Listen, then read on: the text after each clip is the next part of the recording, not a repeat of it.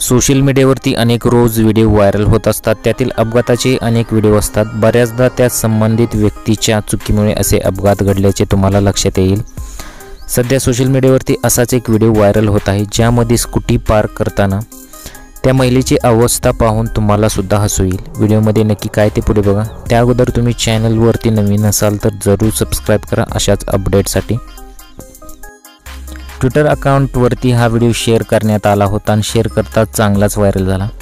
Viral होणाऱ्या या व्हिडिओमध्ये एक तरुणी स्कूटर पार्क करत असल्याचे दिसत आहे। स्कूटरवरून उतरताच स्टँड व्यवस्थित न लावल्यामुळे स्कूटर पडते।